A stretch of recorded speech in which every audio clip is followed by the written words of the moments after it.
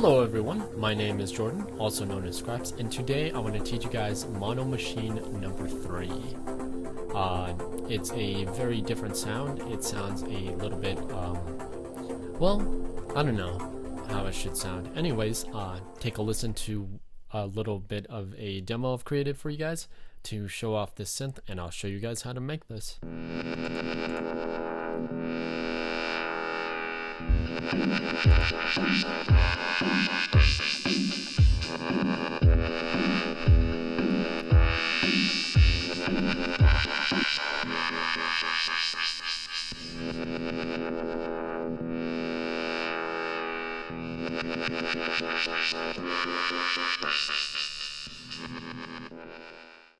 Okay, so one of the first things we want to do is we want to change our BPM.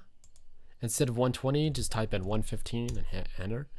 Next, we want to create a Thor inside of our combinator.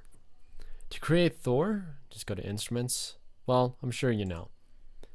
Next, I'm going to go to show programmer to see all the insides. I'm going to take my first oscillator, make sure it's routed. It is good. Next, I want to just create a simple analog bass. Make sure, okay, it's all at default. For my first source in the matrix, I'm going to choose for my source oscillator 2. I want to take oscillator 2 to 78 for the amount. And I want to set the destination to be my oscillator 1 filter frequency, or FM. Now if I play a few notes for you guys, it's very ringy and very nice. Next, we want to create a little bit more motion with this, so I'm going to create a filter envelope. I'm sorry, for our source, not create it, but select it. I want to make sure that's 100% or 100 going to our filter 1 frequency. We want to set our filter 1 frequency a little bit back a bit. And I'm also going to adjust my filter envelope. I want to take the attack to 2.17 seconds. I'm going to take my decay, take that down a bit to 1.33. I want to take my sustain all the way down. And for my release, I'm going to bring that back up. So, I'm sorry, down in this case to 464 millihertz or milliseconds. Anyways, for our amp envelope, I'm going to take up the decay and the sustain all the way. Excuse me. I want to take my decay and sustain up all the way.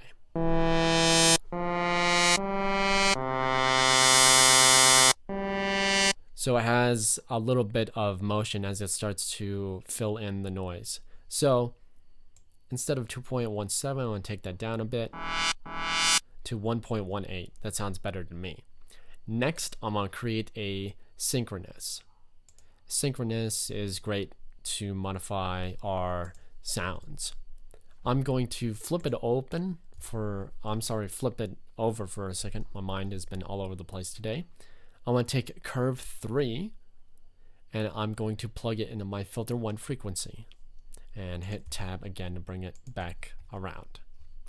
Next, I'm just going to make a little bit of a patch. Now I'm going to take my rising saw, set it to 1.1. As it starts to rise around our 14th bar right here, because it's 16 right here, around our 14th bar, we want this to dip. So I'm going to take it to a rising down saw. I want to start meshing it so that way, actually this little line should work. Yeah, the little line tool. I'm not sure what to call that. But I'm also going to take my sine wave, make sure it's 1.1. Or actually 1.2. That doesn't seem to work. I'll try 1/16. No. Maybe it might be 1/8. No luck. I'm going to take my line tool again, just create like an end curve for this. So, since I can't really understand what type of curve it is, I'm going to go back to my 1.1 for my sine wave, and I'm going to try and create like a warming up continuation from this line. So let's try and use a pulse wave instead. Yeah, that looks a little bit better. Oh, take my line tool. Make this down. Make this sine wave go down. So it doesn't look exactly correct, but it's as close as I can get it. Anyways, I'm going to take our filter. I'm going to take the mod of that and filter that up. Let's see. How much do I do of our filter 1 mod? I don't know. It won't let me see. So I'm going to take my filter frequency down to 35%. I'm going to hit play and hit L to loop it.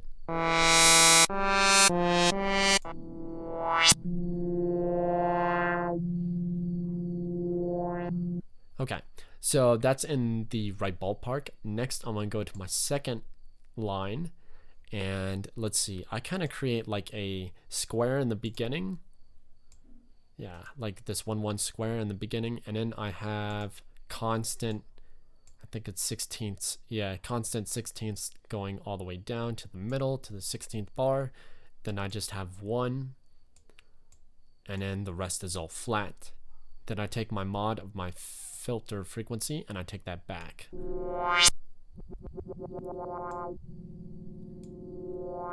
It kind of creates a nice rumble. Next, I'm going to go to my line 3. And for line 3, it's a little bit different. It's the reverse of our second line. So this is how it looks. We have a square, and then we have a rising down, and then 1 in the middle. For our blue, our third line, I'm going to take the rising up saw and do the same thing, but go a little bit higher every time. So I kind of create a little bit of a build. And also add a little bit 1 before there so it matches.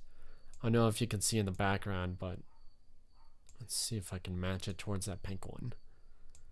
Okay, so next what I want to do is I want to bring up my amount on my reverb for the mod. I'm going to make the amount to be 29%. And I'm going to take this back on my delay setting for the amount and hit delay as well. I'm going to take my feedback pretty much back to 11%. And I'm also going to turn up my filter frequency mod a bit, just a bit.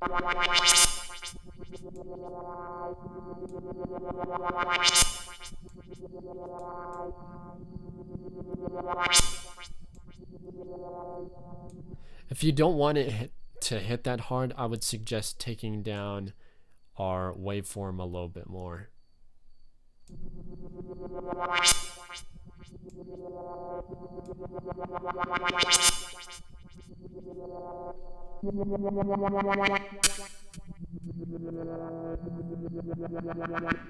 Okay, so now that we have pretty much everything in place, I'm also going to take down the time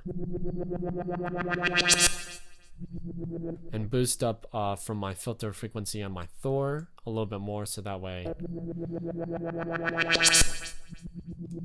or actually a little bit back on my first line from my filter frequency. I think that's a little bit much.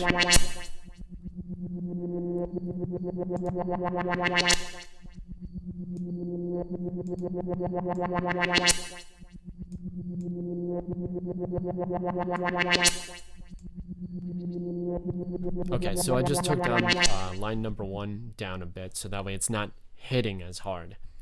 Next, I'm going to create a retromatic audiomatic transformer, and I'm going to set this to VHS, and I'm going to save the transform to about 30. So it kind of creates a little bit more distorted warmth. For studio effects, I'm going to attach a line 6 bass amp, and I'm going to set it to an 8x10 classic cabinet. And I'm going to create 2 PEQ 2 bands. This will help remove the frequencies. So I suggest turning down your speakers or going up here and dimming it by -20. So I'm going to play a few notes, and then we're going to remove those frequencies on how harsh they are.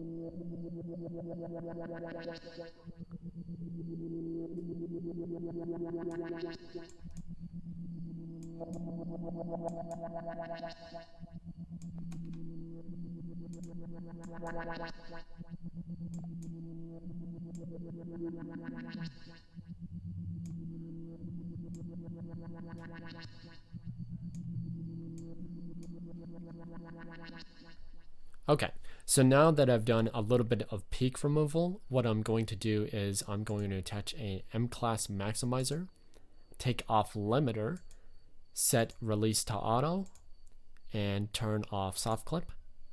Turn it back on and set the amount to 127. Now let's have a listen to what it sounds like without the negative 20 decibels.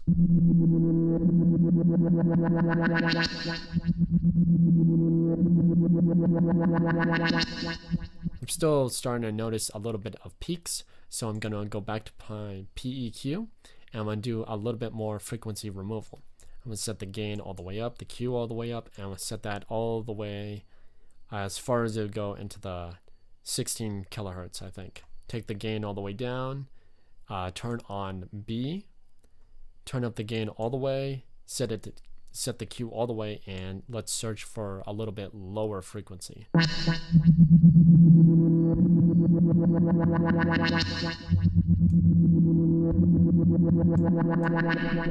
Okay, so now that we have this sound, I hope that you guys will use this sound to create something a little bit more badass, but hopefully I've shown you guys something new with the Synchronous that you couldn't already do.